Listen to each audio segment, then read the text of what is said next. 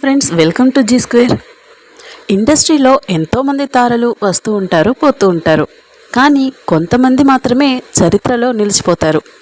ఎన్ని జనరేషన్స్ మారినా వారి పేరు చెప్తే ఇట్టే గుర్తుపట్టేస్తారు. అలాంటి తారల్లో సిల్క్ స్మిత కూడా ఒకరు. ఆమె జీవితం అందరికీ తెలిసిన పుస్తకమే. పైకి అలా నవ్వుతూ కనిపించినా ఆమె లోపల ఎంతలా నలిగిందో చాలా తక్కువ మందికి తెలుసు. ఫ్రెండ్స్, ఈ వీడియోని చివరి వరకు చూడండి. వీలైతే లైక్ చేయండి, కుదిరితే సబ్స్క్రైబ్ చేయండి. ఇండస్ట్రీలోకి అడుగు పెట్టాలని సిల్క్ గారు పడిన కష్టం అంతా ఇంత కాదు. ఎన్ని అవమానాలు, ఎన్ని చిత్కారాలు అన్నీ తట్టుకొని స్టార్ డాన్సర్గా తనకంటూ ఒక ప్రత్యేక స్థానాన్ని సంపాదించుకున్నారు.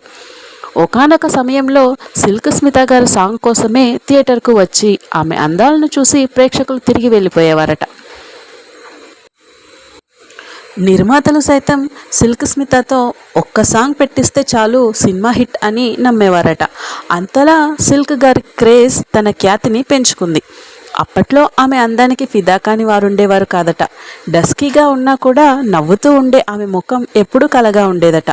ఇక ఆమె మేకప్ గురించి అప్పట్లో పెద్ద చర్చలు కూడా జరిగాయట.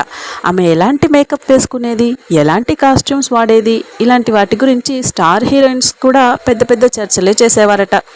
ఈ విషయాన్ని వారో వీరో కాదండోయ్, మన స్టార్ హీరో నందమూరి బాలకృష్ణ గారు ఒక ఇంటర్వ్యూలో చెప్పుకొచ్చారు. బాలయ్య గారు ఏది చెప్పినా బల్లగుద్దినట్లు నిక్కచ్చిగా చెప్తారు. గతంలో ఒక ఇంటర్వ్యూలో పాల్గొన్న బాలయ్య గారు సిల్క్ స్మిత గారి గురించి, వారి మేకప్ గురించి, కాస్ట్యూమ్స్ గురించి మాట్లాడారు.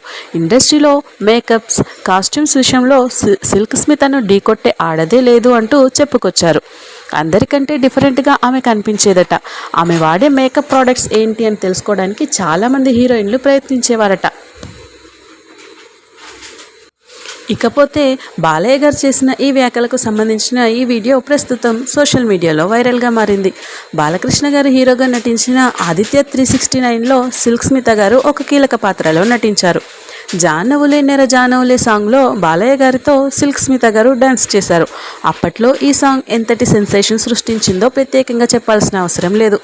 కెరీర్ పీక్స్లో ఉన్నప్పుడే ఒక వ్యక్తిని గుడ్డిగా ప్రేమించి ఆ వ్యక్తి మోసం చేస్తే తట్టుకోలేక సిల్క్ స్మిత గారు తన ప్రాణాలను తానే తీసుకున్నారు.